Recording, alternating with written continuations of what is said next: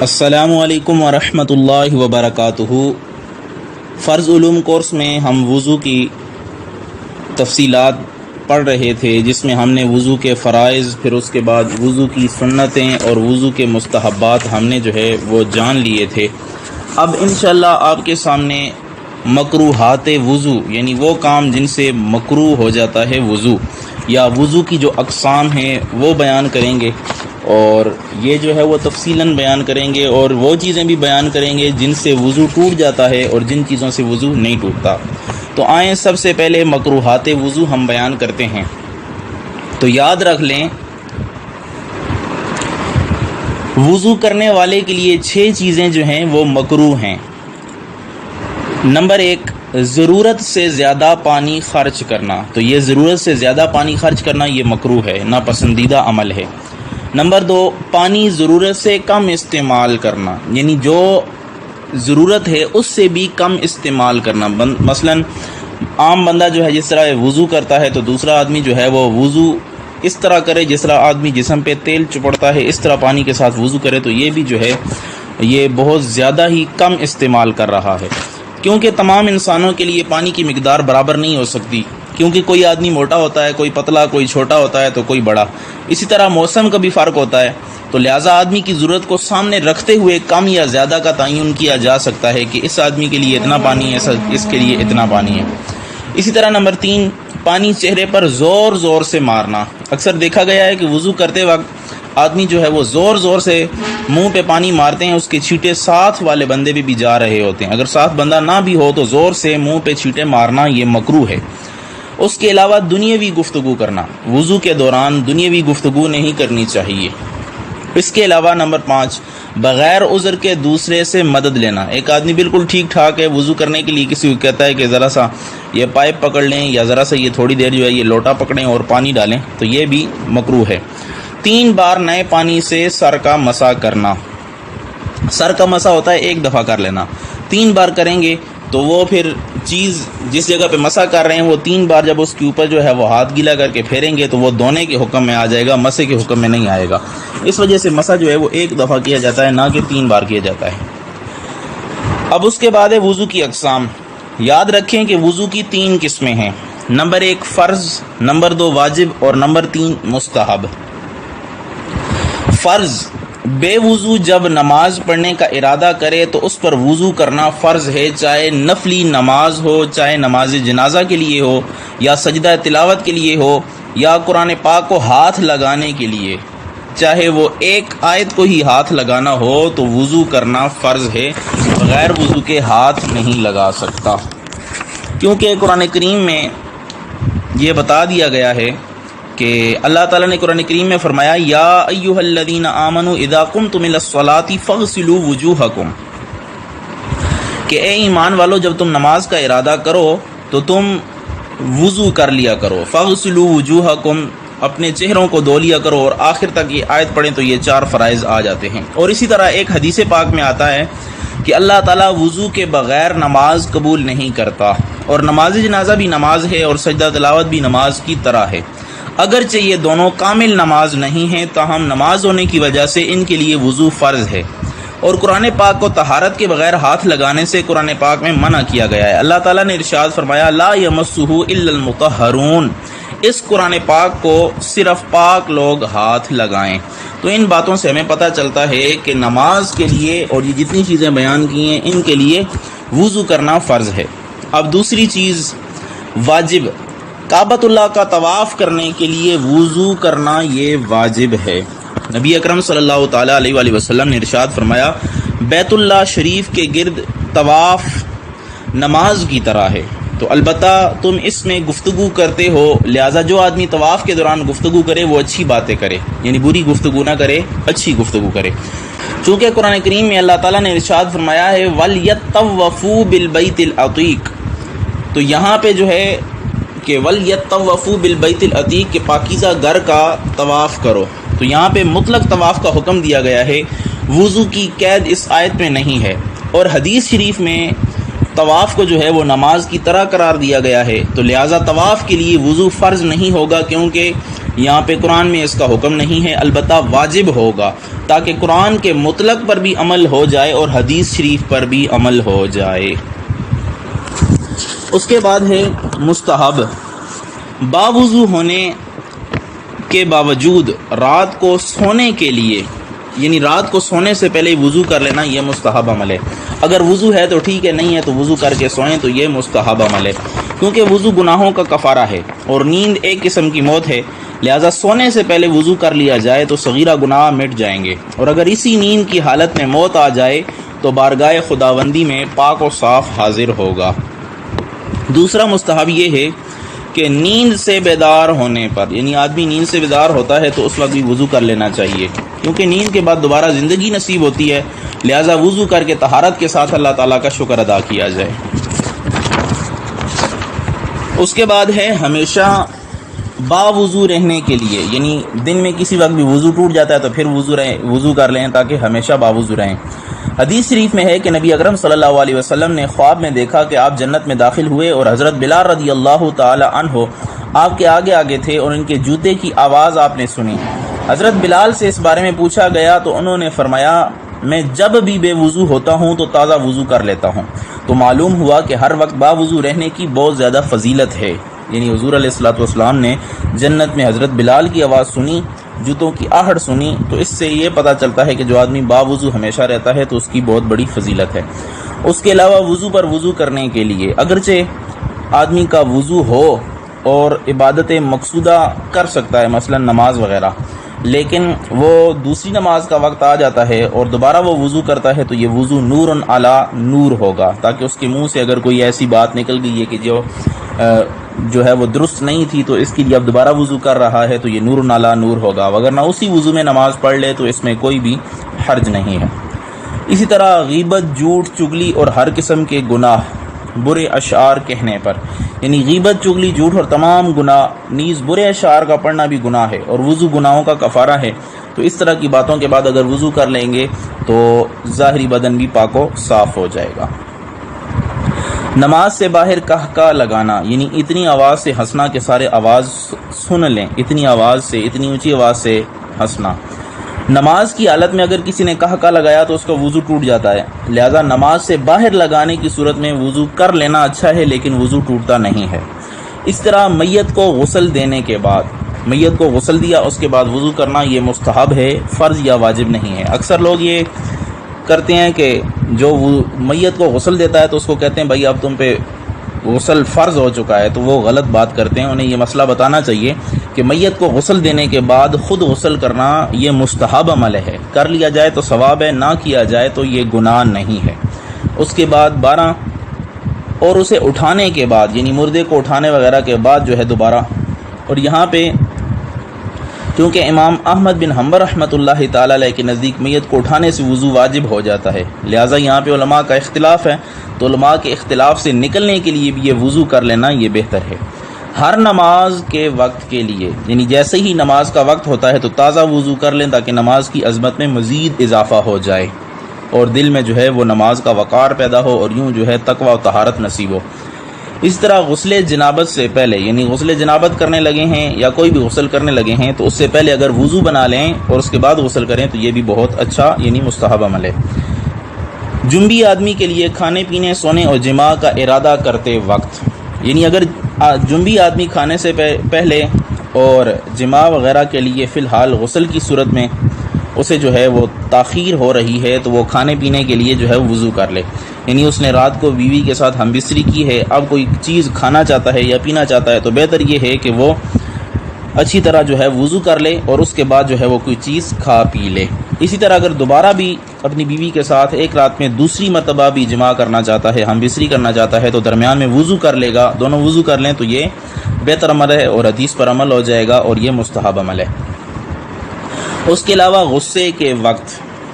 پانی ڈالنے سے، کیونکہ غصہ ٹھنڈا ہو جاتا ہے اس وقت، اس لیے جو ہے وہ آدمی کو غصہ آیا ہوا ہو تو وضو کر لے۔ اور قرآن کو اور حدیث پڑھنے کے لیے، یعنی قرآن کو بغیر چھوئے اگر پڑھنا ہے، زبانی پڑھنا ہے تو تب بھی وضو کر لینا یہ مستحب ہے، وگرنہ بغیر وضو کے قرآن کریم کو ہاتھ لگائے بغیر اگر پڑھیں تو وہ بغیر وضو پڑھ سکتے ہیں۔ اسی طرح حدیث کو اٹھا کر یا بغیر اٹھائے ویسے پڑھنا ہو تو تب بھی وضو کر لینا یہ مستحب عمل ہے۔ حدیث بیان کرنے کے لیے، علم سیکھنے کے لیے، اذان دینے کے لیے، تکبیر کہنے کے لیے، خطبہ دینے کے لیے، تو یہ سارے کاموں سے پہلے وضو کر لینا مستحب عمل ہے۔ اور کریم آقا صلی اللہ تعالیٰ علیہ وآلہ وسلم کی روضے کی زیارت کے لیے بھی وضو کر لینا یہ مستحب عمل ہے۔ اور عاشقوں کے لیے تو یہ ضروری ہے کہ حضور علیہ الصلوۃ والسلام کے روضے کی زیارت کریں تو پاک اور صاف ہو کے جو ہے وہ حضور علیہ الصلوۃ والسلام کے روضہ انور کی زیارت کریں۔ عرفات میں ٹھہرنے کے لیے، وہاں پہ جب ٹھہرنے لگیں تو وضو کر لینا یہ مستحب عمل ہے۔ صفا و مروہ کے درمیان دوڑ لگانے کے لیے، تو یہاں پہ بھی دوڑ لگانے کے لیے اگر وضو کر لیا جائے تو یہ مستحب عمل ہے۔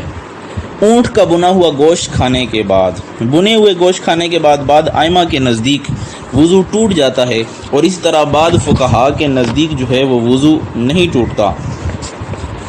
تو اس وجہ سے اگر گوشت کھایا ہے، بنا ہوا گوشت اونٹ کا کھایا ہے تو وضو کر لینا بہتر ہے۔ اسی طرح غیر محرم جو قابل شہوت عورت ہے اس کو اگر ہاتھ لگایا ہے تو اس سے بھی بعد فقہا کے نزدیک تو وضو ٹوٹ جاتا ہے، لیکن ہم احناف کے نزدیک اور بعض علماء دین کے نزدیک وضو نہیں ٹوٹتا، لیکن پھر بھی وضو کر لینا علماء کے اختلاف سے نکلنے کے لیے یہ احسن عمل ہے، یعنی مستحب عمل ہے۔ اس وجہ سے کہتے ہیں کہ علماء کے اختلاف سے نکلنے کے لیے جو ہے وضو کر لینا یہ مستحب عمل ہے۔ مثلا کسی شخص نے عورت کو ہاتھ لگا دیا تو اس کا وضو ٹوٹے گا یا نہیں ٹوٹے گا، اس میں علماء کا اختلاف ہے، یعنی اس میں حنفی، شوافی ان کا آپس میں اختلاف ہے، بعض کہتے ہیں کہ ٹوٹ جاتا ہے، بعض کہتے ہیں نہیں ٹوٹتا۔ تو بہتر یہی ہے کہ آدمی وضو کر لے، اگر نہ بھی کرے تو ہمارے نزدیک اس کی نماز ہو جاتی ہے۔ اب جن چیزوں سے وضو ٹوٹ جاتا ہے یہ 12 چیزیں ہیں، جو کچھ 2 راستوں میں سے نکلے، سوائے اگلے راستے سے نکلے یا پچھلے راستے سے نکلے، یعنی پیشاب خانے یا پاخانے کے راستے سے کوئی چیز نکلے گی تو وضو ٹوٹ جائے گا، چاہے پیشاب کا چھوٹا سا قطرہ ہو یا پیچھے سے جو ہے پیچھے کے مقام سے ہوا خارج ہو تو اس سے وضو ٹوٹ جاتا ہے۔ اس کے علاوہ بچے کی پیدائش بھی وضو کو توڑ دیتی ہے اگر خون نظر نہ آئے، یعنی خون نظر نہ آئے تب بھی جو ہے امام اعظم ابو حنیفہ رحمۃ اللہ تعالی علیہ فرماتے ہیں کہ جب بچہ پیدا ہوتا ہے تو اس کے ساتھ تھوڑا بہت خون تو لگا ہوا ہوتا ہے، اس وجہ سے وضو ٹوٹ جائے گا، اور احتیاطاً یہاں پہ غسل کر لینا بھی یہ عمدہ عمل ہے،